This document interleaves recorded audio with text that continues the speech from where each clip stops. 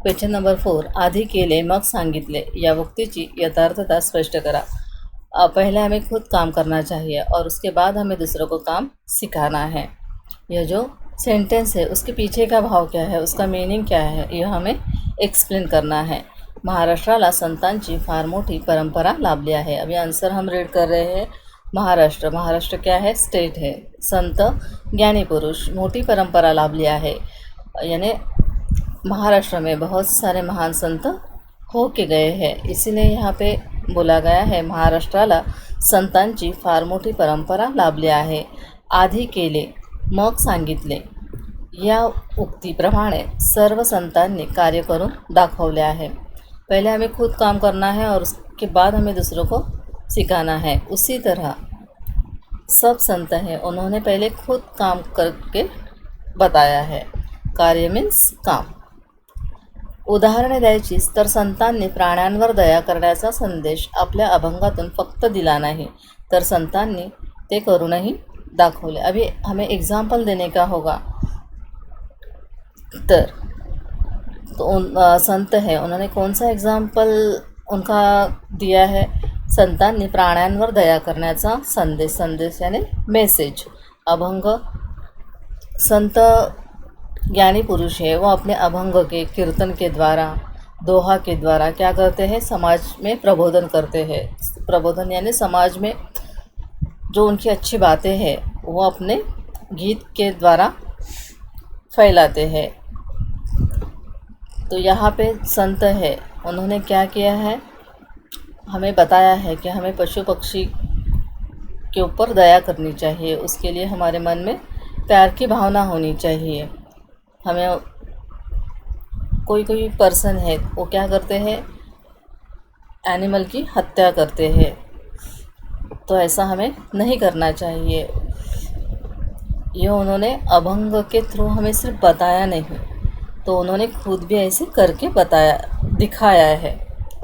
संत नामदेव, भुकेल्या कुत्र्याच्या मागे तुपाची वाटी घेऊन धावत गेले। संत नामदेव जो भूखा डॉगी था, मागे यानी पीछे, तुपाची वाटी, घी की कटोरी, धावत गेले यानी उसके पीछे दौड़ के गए। संत नामदेव भूखे डॉगी के पीछे घी की कटोरी लेके दौड़ते हुए गए उसे खाना देने के लिए।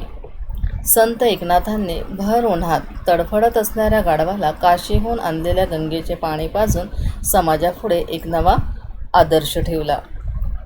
संत एकनाथ एक दिन काशी गए थे। काशी क्या है, होली प्लेस है, और वहाँ से उन्होंने गंगे के पानी यानी वहाँ पे जो गंगा नदी है वहाँ से पवित्र जो गंगा नदी है उसका पवित्र जल भर के लेके आए थे।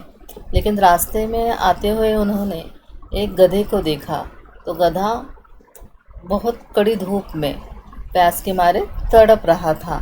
लेकिन उन्होंने ऐसा नहीं सोचा कि मुझे ये पानी जो गंगे का वो पवित्र जल है वो मुझे घर पे लेके जाना है और पूजा के लिए यूज़ करना है। उन्होंने ऐसा न सोच के पहले वो गधे की प्यास बुझाई,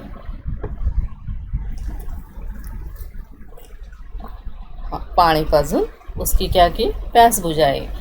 समाजापुढे एक नवा आदर्श ठेवला, यानी जो हमारा समाज है यानी हम लोगों के सामने क्या किया, उन्होंने एक आदर्श ठेवला, यानी उनका देख के कोई दूसरा व्यक्ति है वो भी स्वार्थी नहीं बनेगा, प्राणी की दया करेगा, उसकी हेल्प करेगा।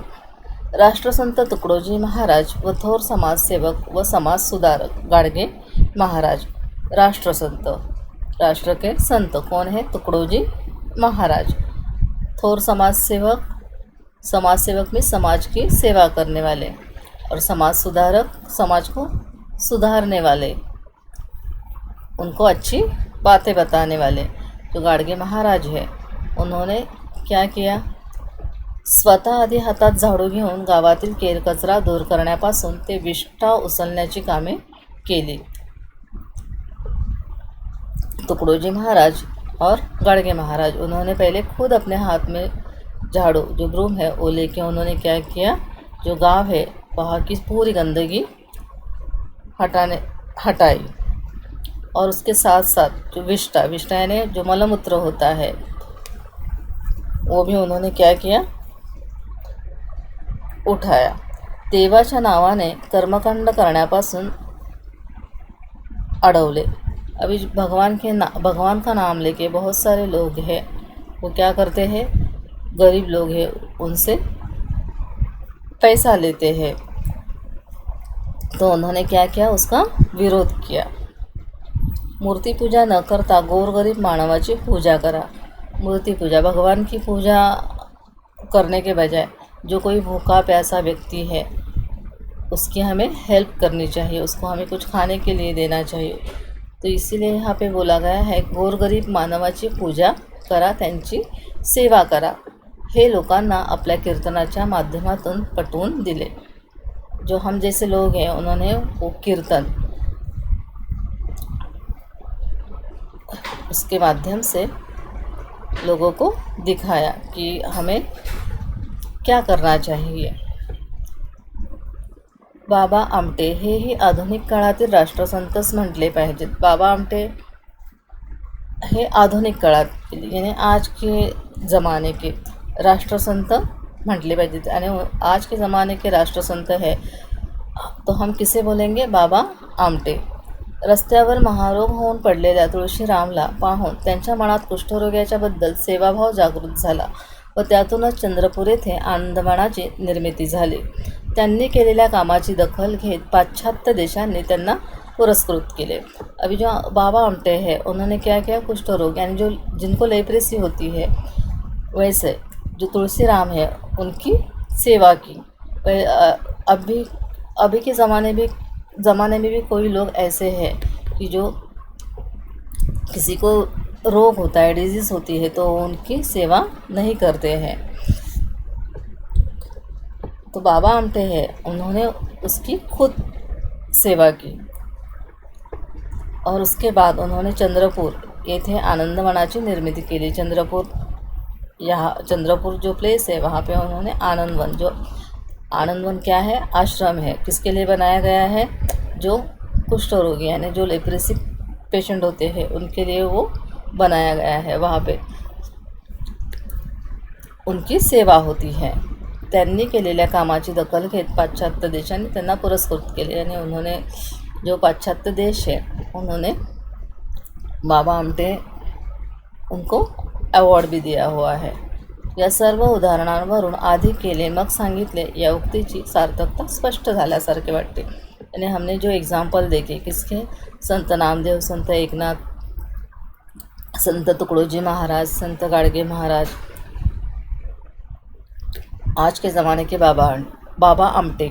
तो ये सब एग्जाम्पल देख के हमें समझ में आता है कि उन्होंने क्या किया है, पहले खुद वो काम किया है और बाद में दूसरों को बताया है। तो इसलिए यहाँ पे बोला गया है, या सर्व उदाहरणांवरून आधी केले मग सांगितले या उक्तीची सार्थकता स्पष्ट